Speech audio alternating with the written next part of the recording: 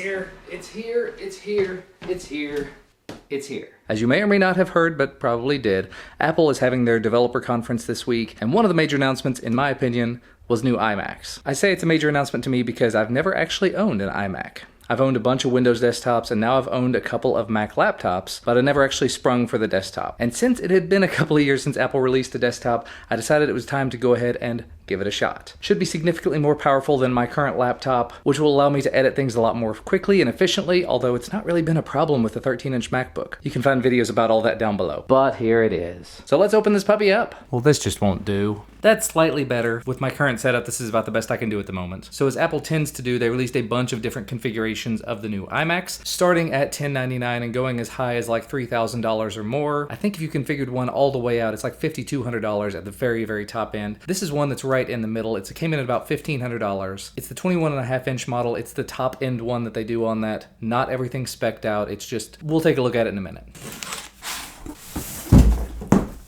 So here's the box within the box, and just gonna read off the list of specs here. It says 21.5-inch iMac with Retina 4K display, 4096 by 2304 pixels, 3.4 GHz quad-core Intel Core i5, 8 gigs of RAM. I really would have preferred 16, but with the MacBook Pro I've been using, 8 has actually been getting the job done for me, and 16 would have delayed it by another week or two or more, and from what I've read, you can actually upgrade these after the fact, or at least someone at the Apple Store can do it for you. I'll look into that down the road if it does become necessary. It has a 1TB Fusion drive, a Radeon Pro 560 with 4 gigs of VRAM, FaceTime HD camera, 2 Thunderbolt 3 USB-C ports, an SDXC card slot with 4 USB-A ports, gigabit Ethernet, built-in speakers, microphone, headphone jack, 802.11 AC Wi-Fi with Bluetooth 4.2, Magic Keyboard and Magic Mouse 2. It's a Mac. So let's open it up.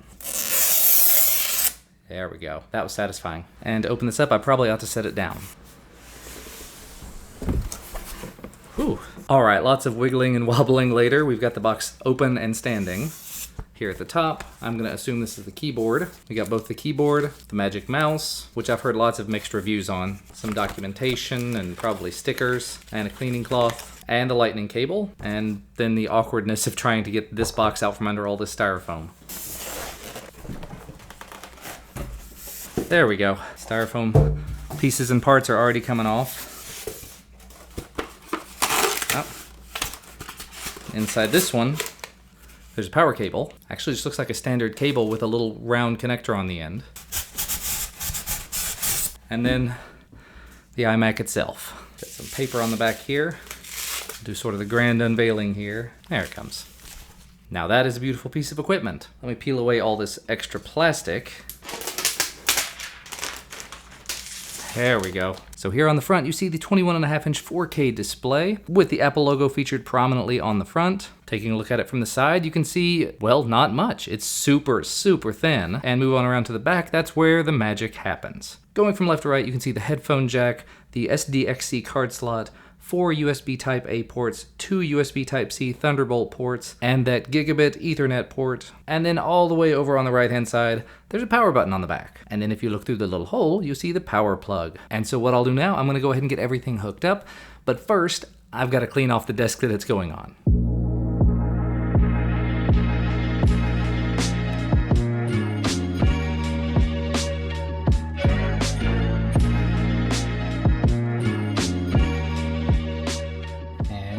Here it is.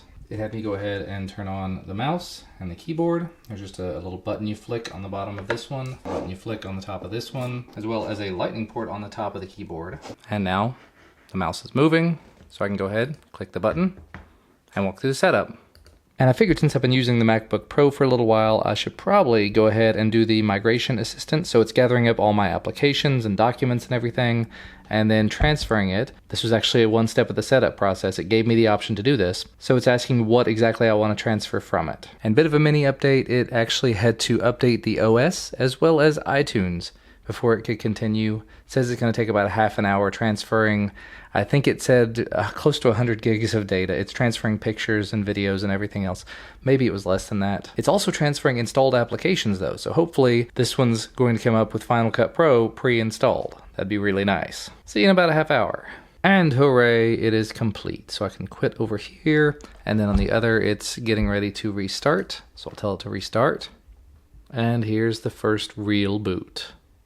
And the migration is complete. And we're ready to sign in. And it's having me sign in with my Apple ID and everything and verify it on other devices. And so here we are, my first time at this new Mac using it. Keyboard and mouse are working appropriately. It's got my apps installed down here. The sad thing is I've gotten so used to using the trackpad that I don't know how to do all the gestures on here using just a mouse.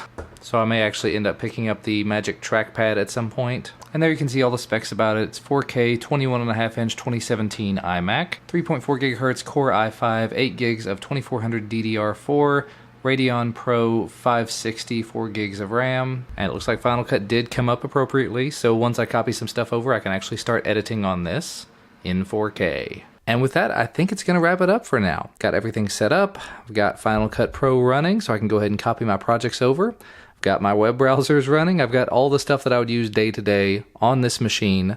So actually, I'm probably going to go ahead and move the project I've already started on for this video over and get to editing. So hopefully you enjoyed this video. If you want to see more content about the new iMac, definitely let me know. But other than that, make sure to hit the like button if you liked the video and subscribe to the channel if you have not already. Yes, I bought a pillow just to say subscribe. Don't judge. But thanks so much for watching. We'll see you next time.